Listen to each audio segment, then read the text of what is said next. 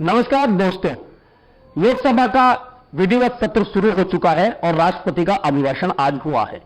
राष्ट्रपति के अभिभाषण में जैसा कि विदित है, सरकार कैसा चल रही है, कैसा चलने वाली है, क्या करने वाली है, इन सब का एक खाका खींचा जाता है। राष्ट्रपति उसे पढ़ती है कि सरकार अब आगे आकर जनता के लिए क्या करने वाली है। उसमें अग्निपथ का नाम नहीं है।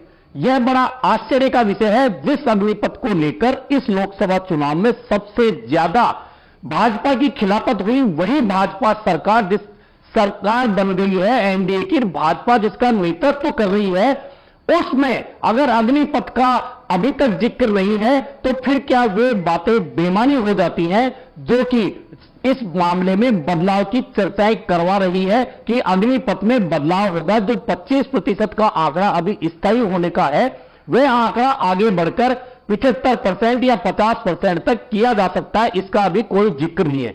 शिक्षा नीति की बात तो की है, लेकिन नीट और पेपर लीक को लेकर सरकार ने ऐसा कुछ नहीं कहा है, राष्ट्रपति से कुछ नहीं कहलाया है कि हां हमारी जिम्मेदारी है कि हमारी वजह से या कुछ व्यवस्थाओं की कमी से पेपर लीक हुए और लाखों करोड़ों बच्चों के भविष्य के साथ में खिलवाड़ हुआ है। इस बात का भी जिक्र नहीं हुआ है।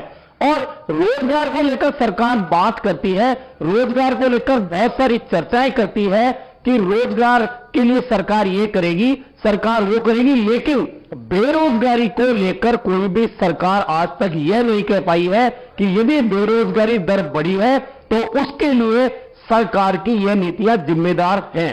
आपको एक आंकड़ा बताता हूं, भयावह आंकड़ा है हिंदुस्तान का पिछले कुछ सालों से बेरोजगारी दर बढ़ने का। दरअसल हिंदुस्तान में बेरोजगारी की दर जिस तेजी से बढ़ी है उस पर काबू करना बहुत आसान काम नहीं है, लेकिन सरकार कभी भी एक नहीं कहना चाहती कि हां बेरोजगारी की दर बढ़ी है और हम इस पर काबू करना चाहते हैं, काबू करने के लिए प्रयास कर रहे हैं। आपको बताता हूं कि एक भयावह आंकड़ा क्या है कि हिंदुस्तान में पिछले 4-5 साल के दौरान ही 18 लाख उद्योग धंधे बंद हो चुके हैं।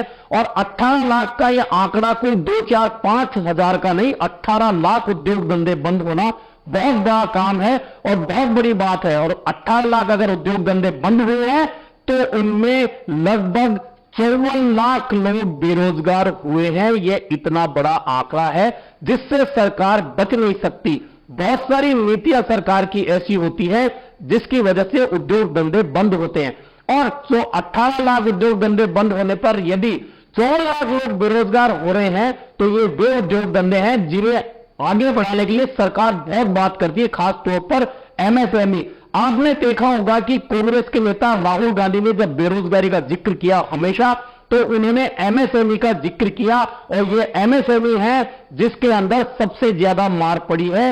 रोजगार की बेरोजगारी दर इस वजह से बढ़ी है कि 54 लाख व्यक्ति अगर एक साथ 4-5 सालों में बेरोजगार हो जाते हैं। यह सिर्फ उन उद्योग धंधों की बात है जो बंद हुए। अगर असंगठित क्षेत्र में बेरोजगारी की बात करें तो यह आंकड़ा और भी ज्यादा बढ़ जाता है। और प्राइवेट सेक्टर की बात करें तो एक दिन पहले ही आपने सबने देखा होगा, पढ़ा होगा कि यस बैंक, बहुत बड़ा बैंक है हिंदुस्तान का, उसने एक दिन में 500 कर्मचारियों की छटनी कर दी। यानी यह सिर्फ एक खबर है। ऐसे बहुत सारे प्राइवेट सेक्टर हैं जिसमें रोजाना 10, 5, 15 लोगों को छटनी करके निकाला जा रहा है और यह आंकड़ा लगातार बढ़ता जा रहा है। यही कारण है कि हिंदुस्तान में बेरोजगारी की दर लगातार ऐसा है वो काबू नहीं हो रही। वैसे हिंदुस्तान में 2014 से अब तक 10 साल की बात आप कर लीजिए, उन 10 सालों के दौरान 2014 में जो बेरोजगारी की दर थी वह 5.5% के आसपास थी, 5.40-45% के आसपास। और वह रेट लगातार हिंदुस्तान में रहती आई है। 14 के बाद में वह 18-19 तक स्थिर भी रही, लेकिन 19 में चूंकि कोविड आया, निश्चित था कि उस वक्त बेरोजगारी बढ़नी थी। 19, 20, 21 तक यह दर बढ़ती रही। 21 के बाद कुछ काबू आई, लेकिन 21, 22, 23 और अब ये 24 चल रहा है। 22 में सर्वाधिक दर फिर गई, 8.5% के आसपास तक बेरोजगारी की दर पहुंच गई। और अभी भी अगर थोड़ा बहुत काबू हुआ है तो यह दर 7.5 के आसपास आज भी है। और अगर राज्यों के आंकड़े की बात करें तो बड़े जो प्रदेश हैं उनमें हरियाणा, राजस्थान, चंडीगढ़ ऐसे प्रदेश हैं जहां बेरोजगारी की दर सर्वाधिक है।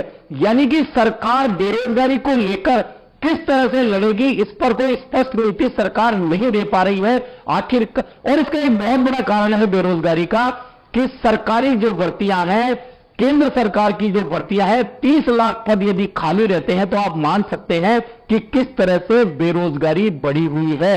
और इस पर सरकार कैसे काबू पाएगी, अभी तक इस पर कोई चर्चा कहीं नहीं हो रही है। सरकार बातें बहुत कर रही है, लेकिन क्या केंद्र सरकार की 30 लाख नौकरियां, इनमें भी रेलवे में सर्वाधिक नौकरियां हैं, जो पद खाली पड़े हैं, लेकिन सरकार इन्हें कैसे भरेगी, कब भरेगी, इस पर कोई चर्चा नहीं हो रही है। और यह बेरोजगारी का भयावह आंकड़ा लगातार बढ़ रहा है, फ्लैक्चुएट भी होता है, लेकिन खत्म होने का नाम नहीं ले रहा। और इसमें एक बहुत बड़ा आंकड़ा यह है कि बेरोजगारों में 80% युवा हैं 15 साल से और 29 साल के बीच, और 19 से 29 साल के बीच का जो आंकड़ा है वह सर्वाधिक है। उसमें भी महिलाओं का आंकड़ा बहुत बड़ा है। यानी कि इस भयावह आंकड़े से निपटने के लिए सरकार को जल्द ही कोई कदम उठाना पड़ेगा, अन्यथा मुश्किलें बढ़ सकती है। अभी के लिए इतना ही, फिर मिलेंगे नए मुद्दे पर चर्चा के साथ।